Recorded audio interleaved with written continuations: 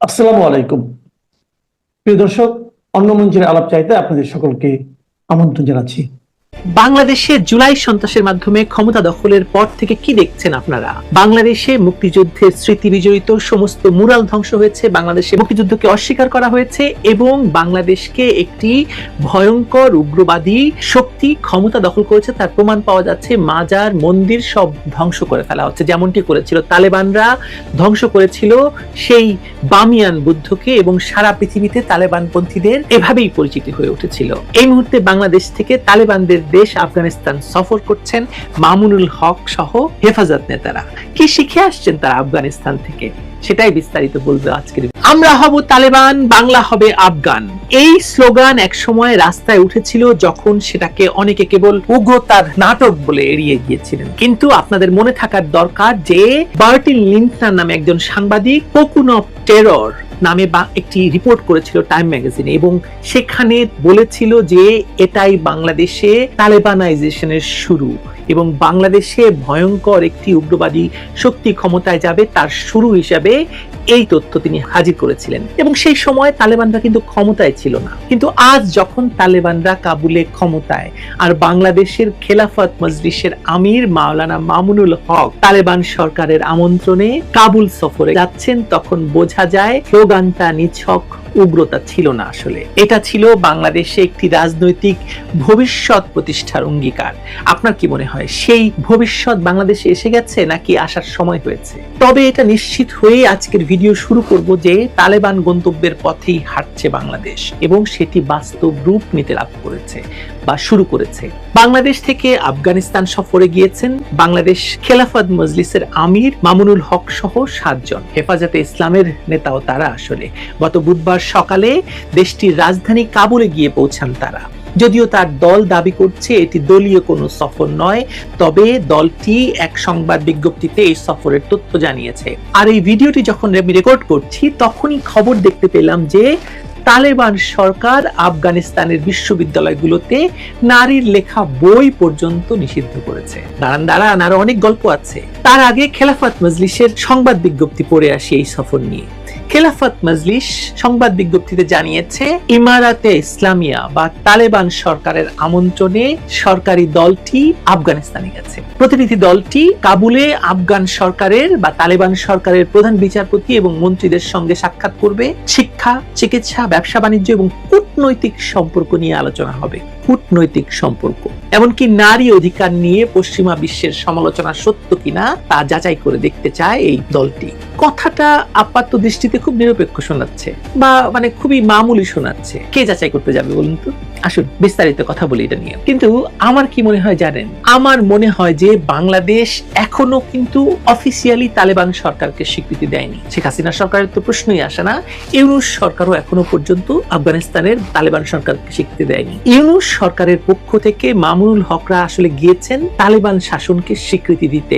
আপনাদের কিছুদিন আগেই মনে থাকার কথা, মামুনুল হকদের সঙ্গে এই ইউনূস সরকারের দহরম মহরম তো ব্যাপক ভাবে আলোচিত হয়েছে সব জায়গায়। সুতরাং এখন মামুনুল হকরা গিয়েছেন তালেবান সরকারকে আসলে স্বীকৃতি দিতে ইউনূসের পক্ষ থেকে। ইউনূস কিন্তু একটা ভালো খেলা খেলেছেন, আপনাকে স্বীকার করতে হবে।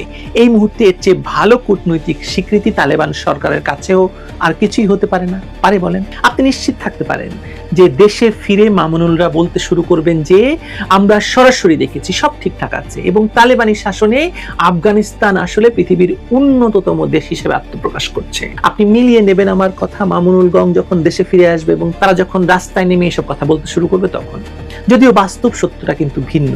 আমরা জানি যে আফগানিস্তানে মেয়েদের মাধ্যমিক থেকে বিশ্ববিদ্যালয় পর্যন্ত পড়াশোনা বন্ধ, নারীদের চাকরি বন্ধ, প্রাইভেট টিউশনে পড়ানো নিষিদ্ধ, নারী একা কোথাও যেতে পারে না, কনসার্ট, সিনেমা, নাটক, শিল্প সব বন্ধ। এটাই তালেবানি রাষ্ট্র। আর এখন বাংলাদেশের আলেমরা সেটাকেই একটি মডেল হিসেবে দেখাতে চাইছেন। আপনার কি মনে হয় না সেটা? বাংলাদেশের এখনকার পরিস্থিতি, আপনি কি চোখ কান খোলা নিশ্চয়ই আপনার আছে, আপনি দেখতে পাচ্ছেন না? একই জিনিস করতে চাইছে বাংলাদেশেও। খেলাফত মজলিসের মহাসচিব বলছেন এটা দলীয় সফর নয়, ওলামা সমাজের সফর। কিন্তু আবার দলীয় অফিস থেকে বিজ্ঞপ্তি যাচ্ছে, যুক্তি দেওয়া হচ্ছে মামুনুল হকের দুটি পরিচয়, একদিকে আলেম, অন্যদিকে দলের প্রধানও তিনি। এই দ্বৈত পরিচয় আসলে রহস্যজনক, কারণ বাস্তবে তিনি যে শিখে আসবেন এই সফর থেকে তা কেবল আলেম সমাজে সীমাবদ্ধ থাকবে না, দলের রাজনীতিতেও সেটা প্রয়োগ হবে। সফরটা দলীয় না হলেও এর রাজনৈতিক তাৎপর্য অস্বীকার করার কোনো উপায় নাই। আপনি ভুলে যাবেন না যে মামুনুল হকের সঙ্গে কিন্তু হেফাজতে ইসলামেরও বড় ধরনের সম্পর্ক রয়েছে, এটা আমরা কখনোই অস্বীকার করতে পারবো না।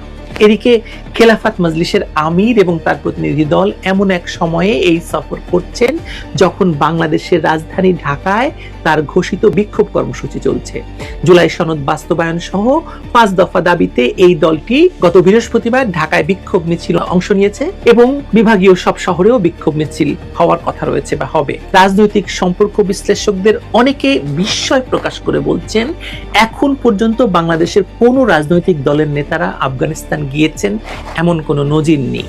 এই প্রথম কোনো দলের নেতাদের আফগানিস্তান সফরের কথা শুনছেন তারা। আফগানিস্তানে 2021 সালে ক্ষমতায় ফেরার পর ক্ষমতাসীন তালেবান সেদেশের নারীদের বিশ্ববিদ্যালয়ের পড়া নিষিদ্ধ করে, প্রাইভেট টিউশন কেন্দ্রগুলোর প্রতি আদেশ দেয় যেন তারা কোনো ছাত্রীকে শিক্ষাদান না করে। এসব প্রেক্ষাপটে দেশটিতে তালেবান সরকারের সঙ্গে বাংলাদেশের কি রাজনৈতিক দলের বা মামুনুল হকের মতো নেতাদের কি বা এমন সম্পর্ক, তা নিয়ে আপনার মনে প্রশ্ন জাগেনি? আমার মনে তো প্রশ্ন জেগেছে এবং অনেকের মনে প্রশ্ন উঠেছে। দলটির এক সংবাদ বিজ্ঞপ্তির কথা যেটা বলেছি, তারা বলছে যে এই সফরের উদ্দেশ্য সম্পর্কে, এই সফর আসলে দুই দেশের আলেমদের মধ্যকার সম্পর্ক, যে কথা আমি একটু আগে বললাম, কূটনৈতিক সম্পর্ক জোরদার, ব্যবসা বাণিজ্য, চিকিৎসা, শিক্ষা খাতে পারস্পরিক সহযোগিতা বৃদ্ধির বিষয়গুলোকে প্রতিনিধি দল আলোচনায় অগ্রাধিকার দেবে। কারা এরা? আফগানিস্তান ব্যবসা বাণিজ্যে কবে উন্নত হলো? কবে আফগানিস্তানের সাথে কূটনৈতিক সম্পর্ক এত এগিয়ে ছিল? চিকিৎসা, আফগানিস্তানের চিকিৎসা নিতে যাবে বাংলাদেশিরা, মানে শিক্ষা খাতে, কোন শিক্ষা খাতের কথা বলছে?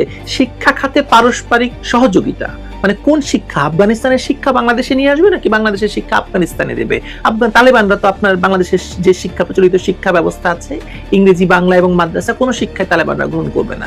ওদের শিক্ষা তো নারী বিবর্জিত এবং পুরোটাই ধর্মীয় শিক্ষা। তাহলে আরেকটি গুরুত্বপূর্ণ বিষয়, বাংলাদেশের কোন রাজনৈতিক দলের নেতারা এর আগে তো আফগানিস্তান সফরে যাননি, যে কথা বললাম। মামুনুল হকের এ সফর সেই অর্থে নজিরবিহীন। এটা নিছক সৌজন্য যে নয়, তালেবানি মডেল কিভাবে কাজ করে তা হাতে কলমে দেখতে যাওয়াই যে মূল লক্ষ্য, তাতে কোনো সন্দেহ আছে আপনার? ঢাকা বিশ্ববিদ্যালয়ের অধ্যাপক সাব্বির আহমেদ বলেছেন যে বাংলাদেশে একেবারে শরিয়াপন্থী রিজিড মডেল চাপিয়ে দেওয়া সম্ভব নয়, কিন্তু একটা শ্রেণী অন্তত মডেলটা কেমন তা বোঝার চেষ্টা করছে, সেটাই এখন ঘটছে। মানে আফগানিস্তানে সেটা এখন শিখে আসছেন হাতে কলমে মামুনুল হকরা। এই সফরের সঙ্গে তাল মিলিয়ে দেশে খেলাফত মজলিস বিক্ষোভ করছে বললাম, ঢাকায় মিছিল করছে, পরে বিভাগীয় শহরে হবে। দাবির মধ্যে আছে শরিয়া ভিত্তিক সামাজিক সংস্কার, নারী পুরুষের সমানাধিকার বাতিল, ধর্ম অবমাননার শাস্তির আইন প্রণয়ন, মানে হচ্ছে ব্লাসফেমি। সরকারের কাছ থেকে তারা চাইছে নারী বিষয়ক কমিশনের প্রস্তাব বাতিল করতে হবে। এগুলো সবই তালেবানি রূপরেখার সাথে মিলে যায়। অর্থাৎ সফর আর দেশের আন্দোলন একসাথে চলছে। ওখান থেকে শিক্ষা নিয়ে এসছে, এখানে চাপ দিচ্ছে মানে ইউনূস সরকারকে, যাতে এগুলো বাস্তবায়ন করা যায়। দুর্দান্ত। কিন্তু তালেবানরা ক্ষমতায় ফিরেই নারীকে গৃহবন্দী করেছে, সংস্কৃতি দমন করেছে, মত প্রকাশের স্বাধীনতা কেড়ে নিয়েছে। বাংলাদেশে হেফাজত বা খেলাফত মজলিসের নীতি খুব আলাদা নয়, কিন্তু আপনারা জানেন কিনা জানি না, তারা নারীর আলাদা শিক্ষা, কর্মক্ষেত্রে অংশগ্রহণ সীমিত করা, পোশাক নিয়ন্ত্রণ করা, এসবের পক্ষে প্রকাশ্যে কথা বলে। তারা নারী নেতৃত্বকে অবজ্ঞা করে, সমানাধিকারকে পশ্চিমা ষড়যন্ত্র বলে আখ্যা দেয়। পাঠ্যপুস্তক থেকে কিছু অধ্যায় বাদ দেওয়া হয়েছে তাদের কথায়। এগুলো সব মিলিয়ে বাংলাদেশে তালেবানি রূপায়ণের প্রাথমিক ধাপ। এমনকি এই মুহূর্তে তারা সরকারকে চাপ দিচ্ছে প্রাথমিক বিদ্যালয়ে যাতে সঙ্গীত শিক্ষক নিয়োগ না দেওয়া হয়। তারা হিন্দু লেখকদের লেখা পাঠ্যপুস্তক থেকে বাদ দিতে বাধ্য করেছিল সরকারকে, যেমনটি তালেবানরা নারী লেখকদের লেখা বাদ দিয়েছে এই মুহূর্তে পাঠ্যপুস্তক থেকে। আপনাদের নিশ্চয়ই আইসিসির অভিজ্ঞতার কথা মনে থাকবে। মধ্যপ্রাচ্যে তারা খেলাফত প্রতিষ্ঠান নামে নারীকে দাস বানিয়েছিল, ধর্ষণকে বৈধতা দিয়েছিল, ভিন্ন মতাবলম্বীদেরকে নিশ্চিহ্ন করেছিল, ঝুলিয়ে রেখেছিল হত্যা করে। মানে আপনাদের সেই দৃশ্যর কথা ভুলে গেছেন যে সিরিয়াতে কি ভয়ঙ্কর ভাবে মানুষ হত্যা করে, ভিন্ন মতাবলম্বীদের হত্যা করে ঝুলিয়ে রাখা হয়েছিল। তালেবান হয়তো এতটা প্রকাশ্য নয়, কিন্তু অপ্রকাশ্য নয়। তালেবানদের নৃশংসতার কথাও আমরা সব জানি, কিন্তু নারীকে সমাজ থেকে বাদ দেওয়া, সংস্কৃতি ধ্বংস করা, বামিয়ান বুদ্ধকে ধ্বংস করা, এগুলো তো আমরা দেখেছি।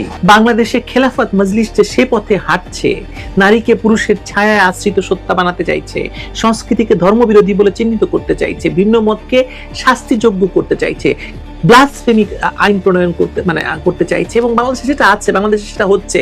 মব সৃষ্টি করে ধর্মবিরোধী বা ধর্মবিদ্বেষী ইসলামকে হেয় করেছে, নবী অবমাননা করেছে বলে তাকে মেরে ফেলার ঘটনা তো বাংলাদেশে ঘটেছে। আমরা তো ভুলে যাইনি। এবং এরাই এই কাজটি করেছে এবং সমাজে তারাই ছড়াচ্ছে সেটি, এবং তারা আবার গেছে কোথায়? আফগানিস্তানে প্রশিক্ষণ নিতে। প্রশ্ন হচ্ছে, মাহমুদুল হকরা আফগানিস্তান থেকে আসলে কি প্রশিক্ষণ নিয়ে ফেরত আসবেন? আফিম আর তালেবানি শাসন কায়দা ছাড়া সেখান থেকে আনার কি আছে? আর আমরা স্বীকার করি বা না করি, বাংলাদেশে এরই মধ্যে তালেবানি পথে হাঁটতে শুরু করেছে মানে কিছু মানুষ। আমাদের জোর করে সে পথের কাফেলায় যুক্ত করার চেষ্টা হচ্ছে। রাস্তাঘাটে নারী অবমাননা স্বাভাবিক ঘটনা, কিন্তু জুলাই সন্ত্রাসের পর থেকে হয়ে গেছে। জুলাই সন্ত্রাসের পর থেকে সংবিধান থেকে মানুষের স্বাভাবিক অধিকার বা উন্নত দেশের সব যে সাংবিধানিক অধিকার মানুষের রয়েছে সেগুলো সরিয়ে ধর্মীয় আদব কায়দা যুক্ত করার দাবি সহ যেসব পদক্ষেপ লক্ষ্য করা যাচ্ছে, তাতে আপনার ভরসা হয় একটি উদার গণতান্ত্রিক দেশ হিসেবে বাংলাদেশকে ধরে রাখা সম্ভব হবে? এরা ক্ষমতা যেভাবে দখল করছে সেভাবে, তাতে আমার মনে হয় না। বাংলাদেশের সংবিধানে এখনো ধর্মনিরপেক্ষতা লেখা আছে, কিন্তু বাস্তবে বারবার ধর্মীয় সংগঠনের চাপের কাছে সরকার নথি স্বীকার করছে, এবং এখন এই তথাকথিত ইসলামী দলগুলো রাস্তায় নেমেছে জুলাই সনদ বাস্তবায়নের দাবিতে। সেখানে কি লেখা আছে একবার খোঁজ নিয়েছেন? সংবিধানের মৌলিক চরিত্রকে পুনরায় ধর্মীয়করণ করার সকল আয়োজন হয়েছে। বাংলাদেশে ধর্মীয় স্বাধীনতা আছে। বাংলাদেশে সবার সকলের ধর্মীয় পালনের স্বাধীনতাকেই ধর্মনিরপেক্ষতা বলে। ধর্মনিরপেক্ষতা মানে ধর্মহীনতা নয়, এবং এটি আসলে বাংলাদেশের মৌলিক চরিত্র। 1971 সালে বাঙালি জাতি যে স্বাধীনতা যুদ্ধে অংশগ্রহণ করেছিল, সেটা এ কারণেই যে বাংলাদেশটাকে সকলের বসবাসযোগ্য, সকলের জন্য নিরাপদ একটি রাষ্ট্র হিসেবে তৈরি করার জন্য। আপনাদের মনে আছে নারী নীতি যখন শেখ হাসিনা ঘোষণা করেন তখন কি হয়েছিল? করা যায়নি তো, সারা বাংলাদেশে আগুন ধরিয়ে দিয়েছিল এই ধর্মাশ্রয়ী উগ্রবাদীরা। আপনারা জানেন যে হেফাজত এবং খেলাফত মজলিসের আন্দোলনের ফলে শিক্ষা সংস্কার থেমে গেছে, নারীর সমতা নিয়ে উদ্যোগ ভেসে গেছে, ব্লাসফেমি আইন প্রণয়নের চাপ বেড়েছে। তালেবানাইজেশনের আর কোন প্রমাণ চান আপনি? এই মুহূর্তে তো বাংলাদেশের ঘনিষ্ঠতম বন্ধু পাকিস্তান। আসুন না পাকিস্তানের অভিজ্ঞতা দেখে আসি একটু। এক সময়কার ধর্মনিরপেক্ষ পাকিস্তান আজ শরিয়ার জালে বন্দী। তালেবানকে আশ্রয় দিয়ে তারা পুরো অঞ্চলকে একটা বিপর্যস্ত রাষ্ট্র হিসেবে পরিণত করেছে। নারীর অধিকার সেখানে বারবার লঙ্ঘিত হয়েছে। বাংলাদেশ সেই একই পথে হাঁটছে, একই ছায়াতলে অবস্থান করছে। প্রথমে কিছু দাবি মানবে, তারপর আইন পরিবর্তন করবে, তারপর সমাজ এবং রাষ্ট্রের উপর পূর্ণ নিয়ন্ত্রণ প্রতিষ্ঠা করবে।